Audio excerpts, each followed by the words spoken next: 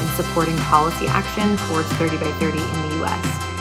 Through our work with OceanEcho, we have seen youth embark on really powerful social media campaigns, write impactful op-eds and letters to the editor.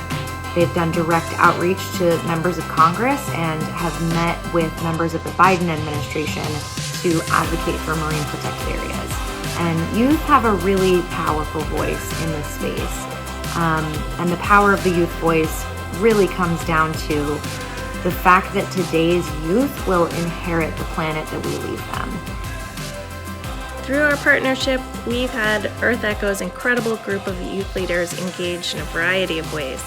They've participated in policy panels with members of Congress, joined meetings with key decision makers from the Biden administration, and appeared in media, whether that's online, print, TV, or radio, in outlets across the country.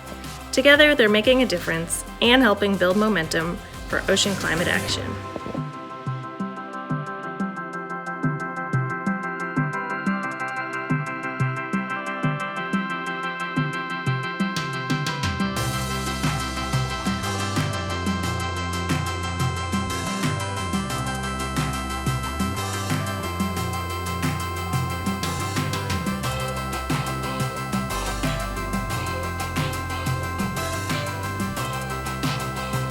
We have been working with the Youth Leadership Program for about a year, and we have Julian and Priscilla, our two leaders, that work in a really cool project planting scalicia trees here in Galapagos, and it has been amazing to see what they do here in Galapagos, and we look forward to keep working with OceanEcho in more projects here in Galapagos.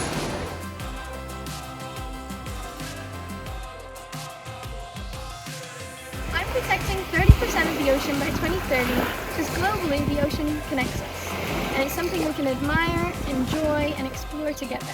Because we depend on the ocean to sustain our lives. Because without the ocean, we wouldn't be here. And it's time for us to protect what has been protecting us for all these years. Because I want a livable future for everyone. Because everything's so interconnected and the ocean supports life in all ecosystems. Because the ocean is key in our fight against climate change. Because I believe in the importance of the ocean's health. Because I want a healthy world for my grandchildren and their grandchildren and beyond.